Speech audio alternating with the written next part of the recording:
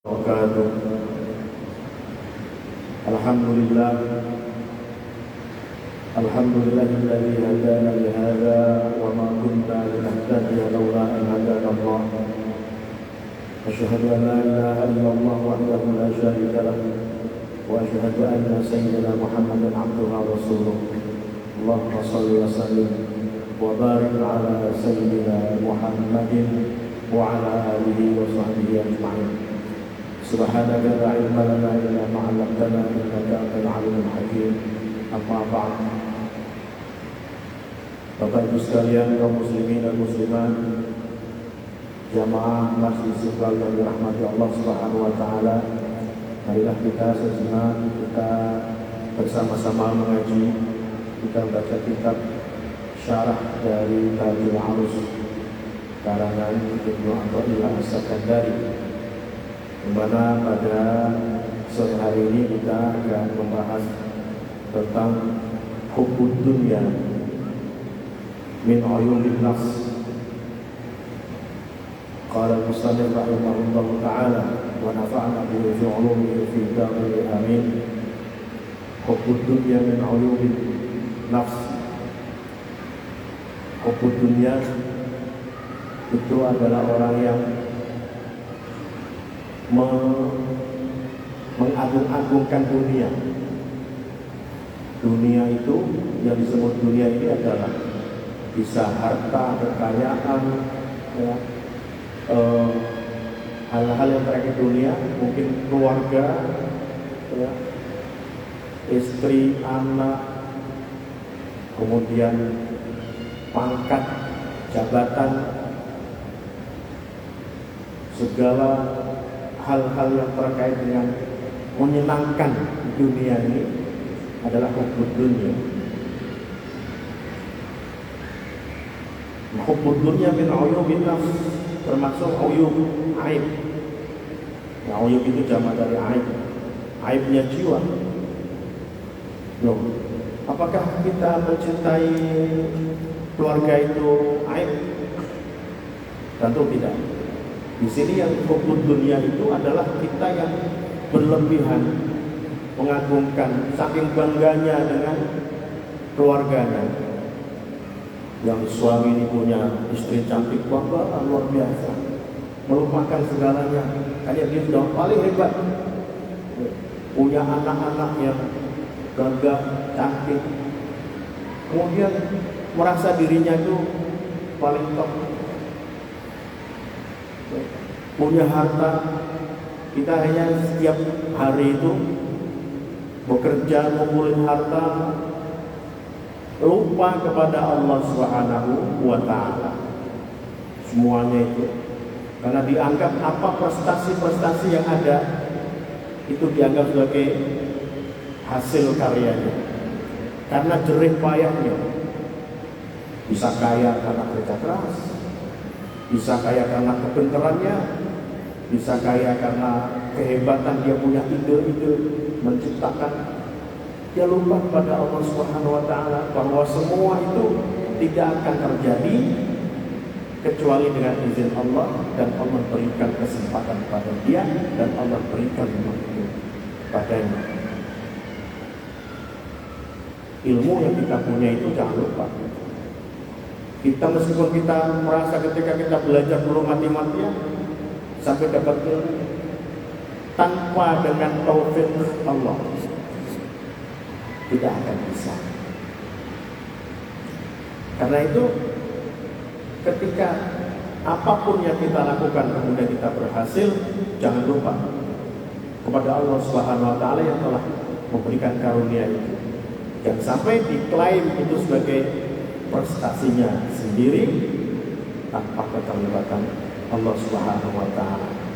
Nah, kalau kita tahu bahwa semua apa yang menjadi prestasi kita di dunia ini adalah pemberian Allah, adalah karena karunia Allah Subhanahu wa ta'ala, maka sesibuk apapun kita ngurus dunia, sebangga apapun kita punya dunia, jangan lupa ada waktu-waktu kita mendekat pada Allah Subhanahu wa ta'ala. Ada kesempatan-kesempatan yang harus kita ciptakan agar kita tetap bisa melaksanakan kewajiban-kewajiban kita kepada Allah, yang sunnah-sunnah kepada Allah, kebaikan-kebaikan pada Allah. Dan kalau kita kebaikan pada Allah itu juga jangan lupa bahwa termasuk kebaikan pada Allah adalah kita kebaikan dengan sesama kita. Ini kan kadang ada orang merasa dirinya dekat dengan Allah sehingga mengabaikan pergaulan sesama, dianggap semuanya kecil, dianggap semuanya ini tidak sehebat dia dalam ketakwaan. Ini adalah keliru. Bahwa orang yang dekat dengan Allah mestinya dia dekat dengan manusia juga. Karena dia seharusnya sadar kalau yang benar-benar ya bahwa apa yang dia punya itu karena Allah Subhanahu wa taala. Dan manusia-manusia ini sama ciptaan Allah Subhanahu wa taala. Karena itu tidak ada kesombongan. Tidak ada merasa dirinya super. Kalau tidak dicium tangannya tidak marah, tidak tersinggung. Sama-sama, minimal sehebat apapun kita, jangan menuntut orang lain untuk kemudian tunduk dan menghormati. Karena pada dasarnya orang lain menghormati kita itu karena kita yang mempunyai akhlak yang baik, kita punya kebiasaan baik dengan orang-orang, kita kelihatan punya ilmu, kita kelihatan dermawan, orang itu kemudian salut sama kita. Tapi jangan kita menuntut orang itu kemudian harus cium tangan sama kita, orang itu harus tunduk, harus ngesot di depan. Jangan, karena itu termasuk bagian apa? Bukan tahu itu takabur, merasa dirinya hebat. Karena itu ya termasuk aib uyubin nafs, aib jiwa, aib diri. Kalau orang yang kemudian hubbud dunya, lupa kepada Allah Subhanahu wa taala, atau hubbud dunya, kemudian dia merasa dirinya paling besar, paling hebat, kemudian menuntut orang lain untuk berbuat yang misalnya harus menghormati dia, itu aib. Bagusnya gimana? Kita sehebat apapun kita tempatkan manusia sama dengan kita. Supaya orang menghormati kita hormati orang lain. Supaya orang ramah dengan kita ramah dengan orang lain. Supaya orang beri kita juga memberi. Jangan hanya menuntut diberi, jangan hanya mengharapkan untuk diberi. Meskipun misalnya kita siapa, kita saling. Ini manusia. Karena itu orang yang tahu, yang sadar ini, itu pasti. Katakan seorang tokoh, seorang kiai atau seorang yang dituakan di kampung atau di dalam daerah itu, biasanya kalau yang beliau itu yang tahu, dia mungkin banyak menerima. Ada orang sowan, tapi nanti dikasihkan lagi pada yang datang, yang dilihat. Jadi take and give. Itu jangan hanya take saja, tapi give-nya juga. Ini kan ada cerita seorang kiai, ya. Ada orang datang nggak punya apa-apa, dia kemudian apa yang ada di rumahnya dikasihkan. Nah, kemudian ada orang lain yang melihat si fulan datang ke sana, dia diberi kambing.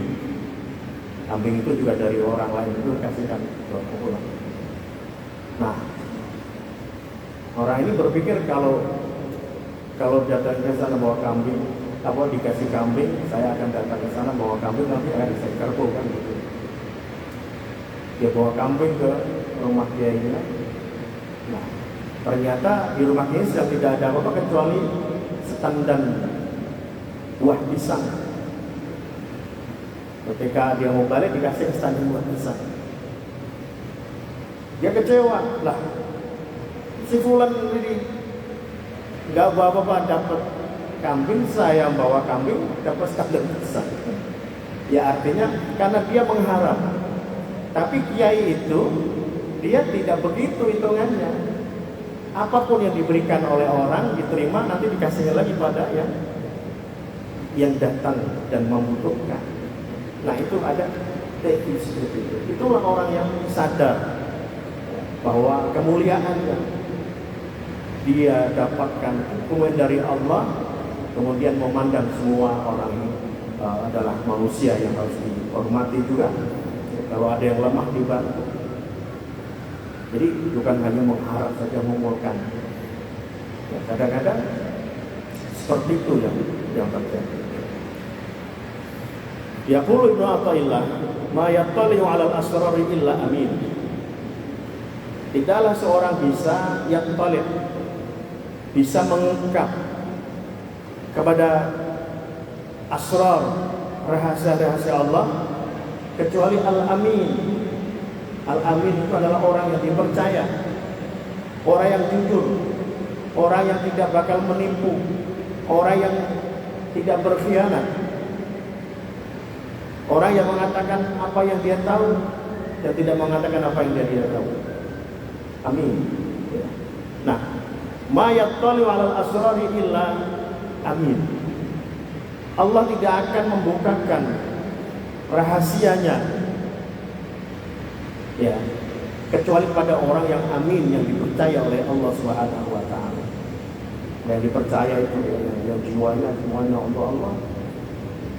Yang dunia itu nomor 2. Dunia itu datang sendiri. Nah,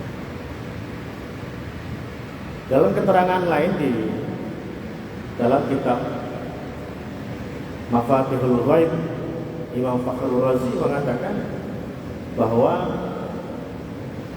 setiap kita, setiap manusia itu ada yang mengelilingi, ya. Imma kita didekati dengan malaikat atau dengan setan. Semua itu beri pengaruh pada kita. Kalau pengaruh-pengaruh yang baik, ide-ide kita yang baik, itu dari malaikat. Kalau yang ide-ide jahat, itu dari setan. Nah, seseorang itu masih muhamuna, dia akan terlingkupi oleh pengaruh-pengaruh tadi, baik dari malaikat maupun dari setan, ya. Dan belum bisa melihat rahasia Allah karena masih terhalang. Nah, manakala orang itu amin, ya, menurut Allah ini orang ini jujur, orang ini amanah, orang ini ibadahnya rajin, tidak maksiat, ya, al-amin, itu dibukakan. Hijab tadi itu dibukakan. Kemudian akhirnya bisa merasakan rahasia-rahasia Allah kepada dirinya. Dan itu tidak mudah. Dan juga tidak harus kemudian harus nampak sebagai orang yang alim, misalnya, juga tidak. Jadi Allah itu kadang memberikan rahasia-rahasia pada orang yang kelihatannya oleh pandangan kita orang itu biasa saja, ya. Tapi Allah berikan rahasia sehingga dia itu sebagai waliullah. Kelihatannya orang ini biasa-biasa, tapi kalau kita perhatikan orang ini sangat jujur. Orang ini takut yang haram sedikit pun tidak, meskipun dia tidak kuat-kuat, meskipun dia tidak nampak sebagai orang yang hebat, tapi Allah berikan rahasia. Itulah kenapa kita sering mendengar ada seseorang yang kasyaf. Kasyaf itu karena kasyaf itu artinya membuka. Ada rahasia-rahasia Allah yang dibukakan. Kalau banyak orang cerita itu, misalnya Kiai Fulan, kita sowan ke sana, kita sebelum kita baru datang sudah dikasih sudah tahu apa maksud kita kedatangan kita. Memang terjadi karena Allah yang bukakan. Saking sucinya, beningnya jiwa itu, kemudian asrar atau rahasia-rahasia Allah itu terbuka. Wa anta tu'ti nafsaka hazzaha minal ma'akil wal masyarib.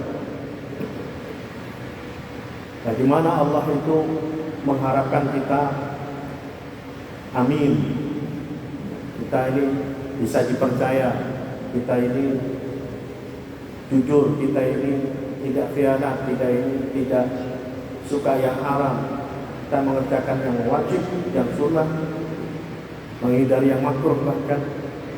Tapi di sini katakan wa anta tu'ti nafsaka hadhal ma'akil wal masyarib. Sedangkan kita ini demennya kita cuma mengenyangkan diri kita dari minuman, walaupun minuman halal ya, wal masyarib wal ma'akil, makanan. Jadi kita masih suka yang syahwat-syahwat yang demikian. Hatta tamla'a baital khala.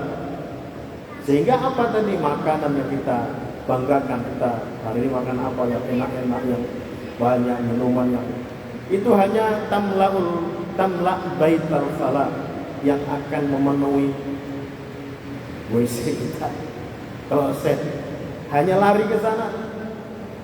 Makanan enak semua itu hanya lari ke sana. Itu masih untung. Kalau kemudian tidak bikin merusak kesehatan, ya, masih bisa. Au yakfika hubbud dunya. Demikian itu kita kemudian puas. Kita puas tiap hari, makan enak. Hanya itu yang kita pikir, bersenang-senang, tidak pernah prihatin. Bagaimana kita mendekat pada Allah, bagaimana kita mensucikan diri untuk Allah, untuk diri kita supaya kita bersih. Memang manusia fi mahalil khata' wa nisyan. Manusia ini ya sering salah dan lupa. Tapi minimal ada usaha kita. Ada usaha kita di sana. Bukan juga untuk mensucikan diri di hadapan orang-orang, bukan. Kita ini kan di zaman sekarang medsos ini kan kita lebih suka pencitraan. Kita di medsos kita ini, ya termasuk saya. Ini saya sengaja punya medsos itu untuk kadang-kadang itu merekam seperti ini. Tapi itu kan ini kebaikan ini. Tapi saya tidak pernah saya mengupload keburukan saya. Dan memang tidak harus. Tapi itulah bahwa kita cenderung untuk mensucikan diri di hadapan manusia. Seolah-olah kita ini suci. Bahwa apa yang kita upload ini, kalau kita percaya apa yang diupload oleh orang, kemudian kita mengatakan itulah orang itu, maka baik semua. Dari medsos itu baik semua. Orang ini hebat. Tapi masih ada sisi-sisi gelap yang kita tahu. Nah, ketika kita telah mencitrakan diri kita di medsos, di hadapan banyak orang begitu, jangan sampai kita tertipu. Lalu kita merasa diri kita suci, merasa diri kita hebat. Kita harus sadar bahwa kita memang tidak mengupload yang tidak baik dari kita. Kekurangan-kekurangan kita tidak upload. Dan memang tidak bagus juga kekurangan jika kita mengekspos kekurangan kita di medsos sehingga nanti ditiru orang atau bahkan dilihat orang, kemudian orang menjudge kita. Tapi minimal kita ini jangan sampai kemudian merasa bahwa diri kita sesungguhnya itu seperti yang apa yang ada di medsos. Kita juga melihat orang, ya baik-baik, alhamdulillah. Tapi pasti ada sisi-sisi, ya, karena manusia. Nah, yang demikian yang sadar, makalah kita perlunya apa? Kita beristighfar pada Allah Subhanahu wa taala, kita mawas diri. Jadi kita ada perbaikan-perbaikan setiap saat supaya ada kemajuan-kemajuan. Jangan sampai kemudian kita terlena dengan pujian orang. Pujian orang itu bisa menjadi racun bagi kita kalau kita percaya. Orang melihat kita kan memang yang kita tampilkan keluar kan yang baik-baik. Kemudian orang memuji kita. Nah, kita percaya pujian itu, padahal kita sendiri yang paling tahu tentang diri kita bahwa ada hal-hal yang kita sembunyikan. Maka jangan kita namanya maghrur. Kita ini tertipu dengan diri kita sendiri sehingga kita tidak sadar. Ketika orang mengatakan kita hebat, kita percaya bahwa kita hebat. Itu seharusnya kita tidak percaya pada orang, tapi percayalah pada diri sendiri. Karena diri sendiri yang tahu. Karena itu tidak semua pujian itu berakibat baik. Sahabat Khalifah Umar pernah menegur pada temannya sahabat yang memuji orang yang datang dipuji habis. Kata Khalifah Umar, Anda telah membunuhnya. Setelah orangnya pergi, dikatakan Anda telah membunuhnya. Kok bisa? Iya. Karena orang tadi yang dipuji itu dia bangga, dia percaya apa yang atas pujian itu, sehingga dia akan hidup dengan pujian itu. Dia lupa dirinya yang sesungguhnya. Dan itu Bapak Ibu sekalian, kita memang selalu harus berusaha berbuat baik, dan kita mau ekspos kebaikan-kebaikan biar orang itu tahu, biar orang itu bisa meniru kebaikan, ya. Bukan untuk pamer, bukan untuk riya, ya. Ini yang hati-hati, jangan untuk pamer atau riya, tapi sekedar bagaimana supaya untuk dipelajari. Tapi jangan lupa bahwa kita juga ada kekurangan-kekurangan yang tidak kita ekspos, itu kita harus rasakan, sehingga kita masih bisa merasakan kekurangan itu dan kita memperbaikinya, atau kita minta ampun pada Allah Subhanahu wa taala. Wa man ahabbat dunya faqad khana. Barang siapa yang cinta dunia, tadi cinta dunia dalam arti yang tadi saya disebutkan tadi, faqad khana, orang ini sesungguhnya adalah telah berkhianat. Dia cinta dunia, dia lupa dengan Allah Subhanahu wa taala, maka orang ini berkhianat. Karena pada dasarnya kita semua zaman dahulu sudah pernah ditanya, bahwa kita mengaku bahwa kita ini hamba.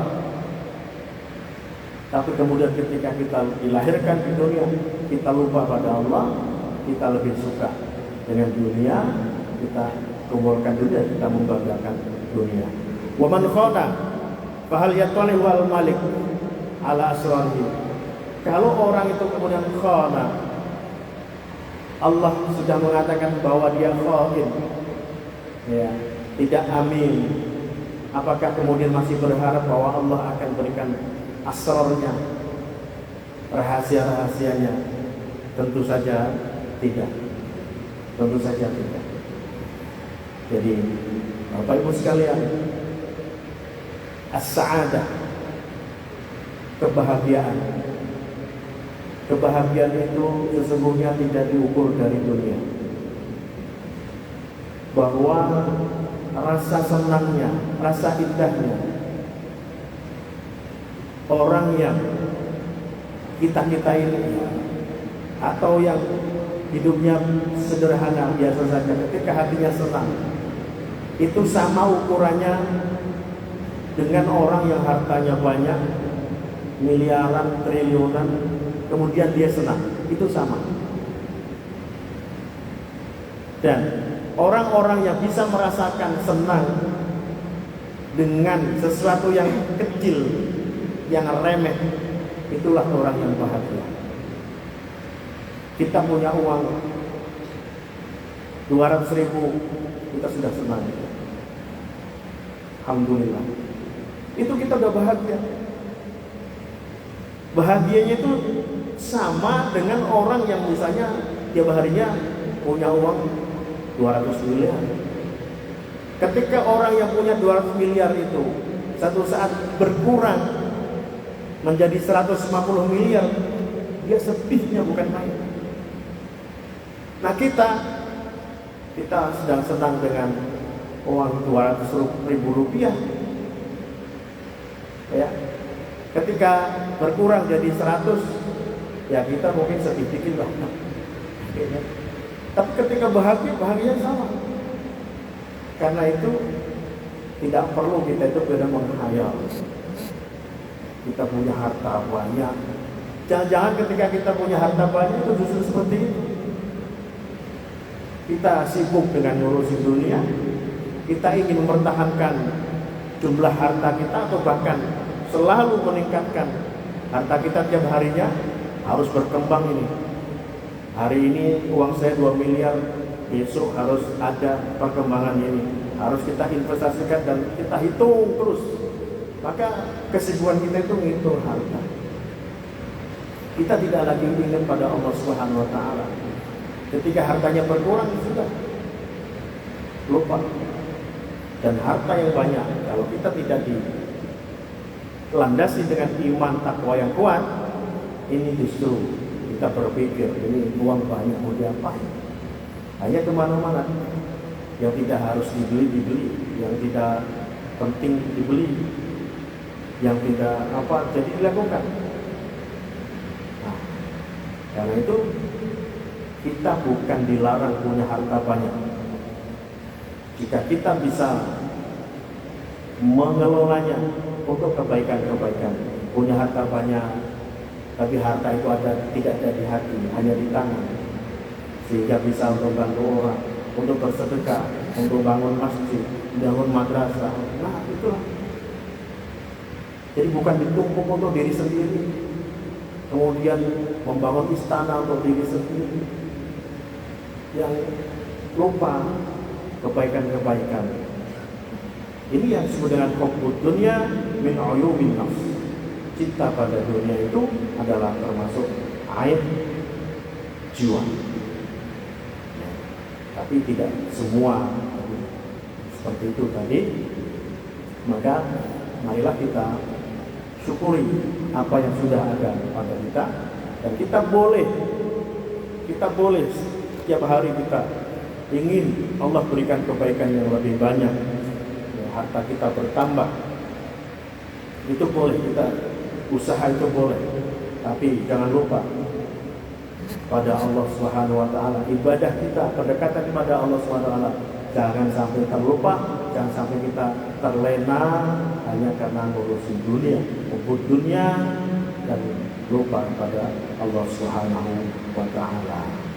Demikian Bapak Ibu sekalian, mudah-mudahan kita termasuk orang-orang yang diberikan kemudahan-kemudahan Allah untuk mendekat, ya, menambah takwa kita, mendapatkan iman kita, dan kita bisa berbuat baik, dan kita termasuk orang yang bersyukur pada Allah Subhanahu wa taala atas apa yang Allah berikan pada kita. Karena la in syakartum la azidannakum. Jika kita bersyukur, Allah akan tambah kebaikan-kebaikan itu pada kita semua. Mari kita tutup dengan membaca doa. Allahumma shalli ala sayyidina Muhammad sayyidil awwalin wal akhirin wa sallim wa radallahu tabaraka ala ashabi Rasulillah ajma'in. Hamdan yuafi ni'amahu wa yukafi mazidah. Ya Rabbana lakal hamdu kama yanbaghi li jalali wajhika wa 'azimi sultanik. Allahumma ij'al jam'ana hadha jam'an marhuma wa tafarruqana ba'dahu tafarruqan ma'suma wa la tada minna wa la fina shaqiyyan wa la mahruma. Allahumma ij'al sabahana sabahas salihin wa lisanana lisanal zakirin wa qulubana qulubal khashi'in wa nas'aluka khairas sabah wa khairal masa wa khairal qada wa khairal qadar wa khairal ma jara bihi qalam rahmatika ya arhamar rahimin wa la taqtah lana sadratan ala ru'usil khalaiq. Allahumma inna nas'aluka hubbak wa hubba man yuhibbuk wa hubba kulli 'amalin yuqarribuna ila hubbik. Rabbana ighfir lana wa liwalidayna warhamhuma kama rabbayana shighara. Rabbana atina fid dunya hasanah wa fil akhirati hasanah wa qina adzabannar. Subhana rabbika rabbil izzati amma yasifun wa salamun alal mursalin walhamdulillahi rabbil alamin. Taqabbalallah wallahul musta'an wa huwal taufiq. Wassalamualaikum warahmatullahi wabarakatuh.